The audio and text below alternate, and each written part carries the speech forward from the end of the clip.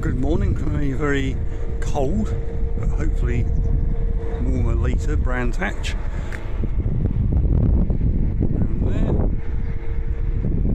Down there. This is the truck meeting, so there's quite a big crowd to this one. So that's why I've got the people with little tents and everything set up over there. As you can probably gather by the fact I'm at a racetrack, the car is actually finished and running. There it is over there. Didn't have time to get any stickers or anything done, so it's all very basic colour scheme at the moment, but looking very nice in the morning sun. It's quite funny because it looks so much like, well, it looks exactly like the old car, so most people haven't got a clue it's actually a brand new car, which is a bit depressing, but shows I've done a good job, I suppose, in replicating the old one. You can see I've painted in that quarter which was all messed up. It's got a bit of orange peel on it, so I need to give it a good flat back. Colour match isn't perfect, but it's close enough. Race cars only have to look good from 20 feet away, so I was going to put out a video on Saturday, but the qualifying was on Saturday. I didn't actually finish the car until 9:30 on the Friday, and I still had things like the numbers, cameras, all that to do actually at the track at 6 o'clock in the morning. So we got weighed yesterday, so I actually know how much it weighs now, and it was 1166 kilos with me in it, and a little bit of fuel. So without me in it, all kitted up and everything, I'm about 100 kilos these days. So 1066 without a driver in it, so I don't think it's a bad weight for a car like this. Yeah, quality went well. It was very odd because I've been out with a car for 8 months. Haven't even had time to be go on a simulator or anything, so I haven't driven anything in anger for 8 months, and this car feels very, very different to the old one. It's got different power steering. I've never driven a race car with hydraulic power steering. My first car had no power steering at all, it was just manual, and then the previous one of these had an electric rack, and that not electric rack, electric column, and that feels very different because you've got a motor turning the column, so you're always a bit of a delay effect, whereas this feels very sharp, very precise, very, very light, so it's taking a while to get used to that. And the car being fully seam welded, it's very stiff, so it pops up a wheel going into a corner, no problem at all. Might mean the setup I got in the car now needs to change, because on the old car I always ran a lot of toe out on the back to get it to try and rotate, and quite a few people have commented looking at this car how much rear toe out I have on it. That's always how I've run the car. I'm happy with it. As long as the front goes where I want it to, I don't really care if the rear moves around. I've always been like that in carts, everything. That's how I prefer it. Pointy front end, let the rear end do whatever it feels like, as long as the front goes where I want it. But I may have to dial a bit of that out because it is very, very sharp on turn-in now. You have to be quite careful with it. So on a greasy track, it could be a problem. But overall, it's going well. Still a lot of things to do. The door looks all finished in here, but it's mainly held together with self-tapping screws at the moment. But I've got to pull all that out and do it all properly. But it's all good enough and safe enough for racing at the moment. Just not the way I ideally want it. You've got all the crash padding up there is all in and everything, so it's all seating position's taking a bit of getting used to as well, because it's pretty much the same as what I had before, but I've got the seat more laid back, so it's a little bit lower. It's a bit awkward for moving around the paddock, but it's great out on the track. It feels really nice out on track, but it's a little bit tricky moving around the paddock because you can't really see a lot of what's in front of you. So I may have to play around with that a bit, either raise the seat a fraction or tilt it back up, but I've got plenty of time after this race to have a go at that. Fire extinguisher, one in there, batteries there.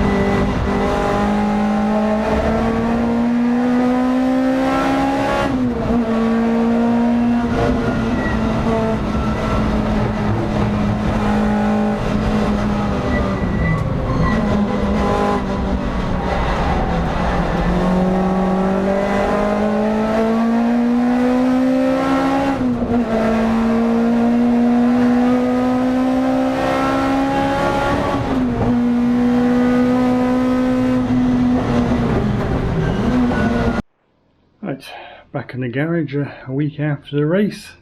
This is the first time I've been in here apart from doing a bit of tidying up. A week off from being in here after 7 months of pretty much every day in here.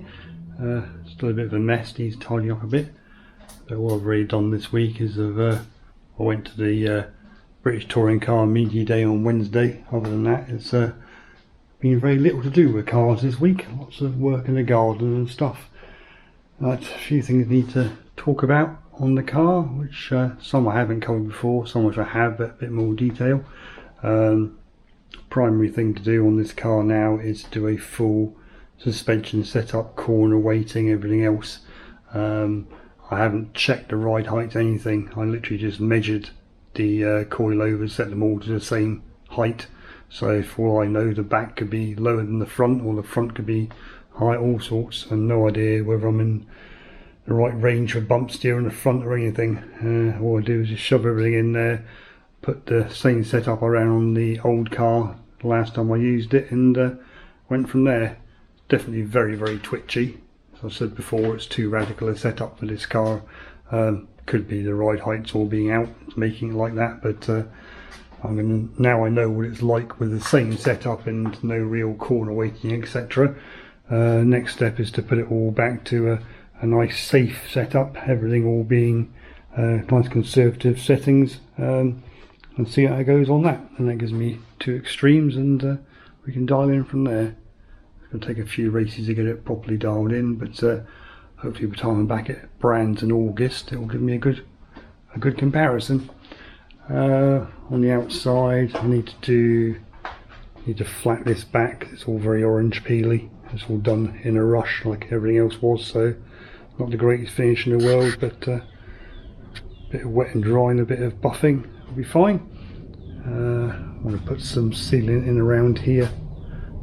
And the idea originally was to have this fitting as tightly at the top as it is at the bottom, but it didn't work out that way, and I can't be asked to spend out on more material just for that, so I'll just put a little bead of sealant in there. We'll tidy that up, no problem at all. Right, on the inside there's something fairly major which changed and didn't have a chance to show before we went racing.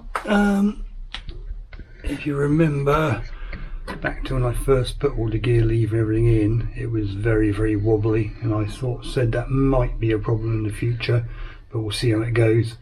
And yeah, when I did the test day, I only did 3 laps because the engine wasn't mapped, but yeah, it was horrendous trying to get gears. It was just flopping all over the place. So I've now put in a 3mm steel plate which picks up on the factory mountings there. The factory mountings in the front, and got my own mountings in the middle there.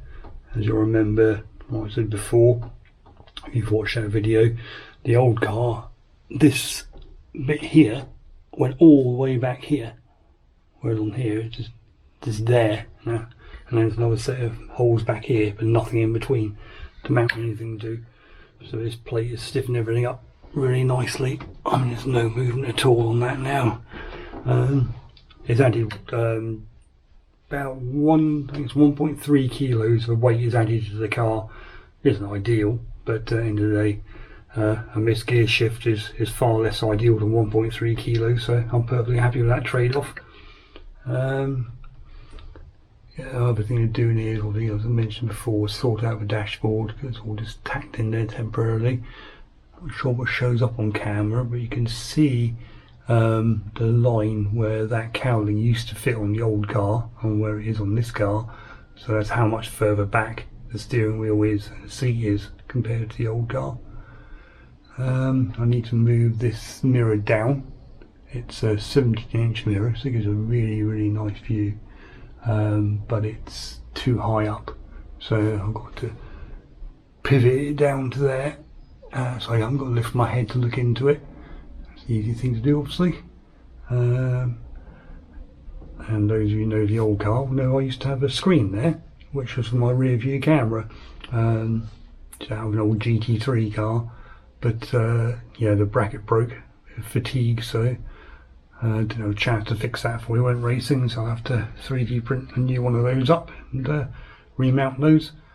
I miss having that screen on there. I don't use it a huge amount in the races. I tend to, on the long straights, have a quick peek in it, because it gives you a better indication of where cars are coming up behind you than the mirrors do.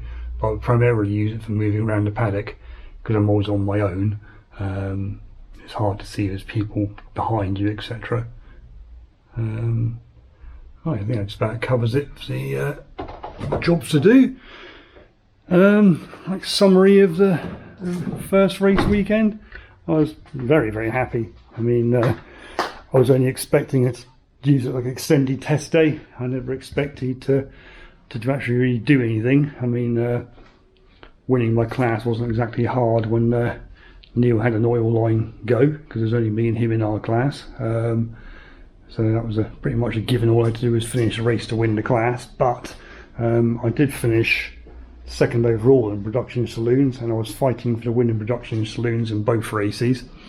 And I was the first non-turbo car in the whole race across production saloons and super saloons. So I don't think I could have done much better than that, to be honest. So especially with a car with no real setup, and myself being extremely rusty, I really did notice how off my reactions were. I was taking far too long transitioning from brake to throttle, and I was taking way too long to get back on it coming out the corners. So especially paddock was scaring me a bit of how twitchy the car was. So normally I'm on the throttle there, like brake down the gear and almost straight back on the throttle again as I get to the apex, whereas I was quite a long way past the apex before I was on full throttle. So a lot of time to be had there. This car is easily capable in my hands of doing 54-second laps. I think you'd have put somebody in there who knows what they're really doing, touring car driver or something. Wouldn't at all surprise me if they were well into the 53s, but I might be doing myself a disservice there. But I just do think there's a lot more in the car than, well, there's a lot more in me, I should say, than there is in the car. So we'll see. Right, I think that covers pretty much everything. Hopefully next time you see the car, we'll have a moose on his bonnet, because everybody's complaining about there being no moose. See ya.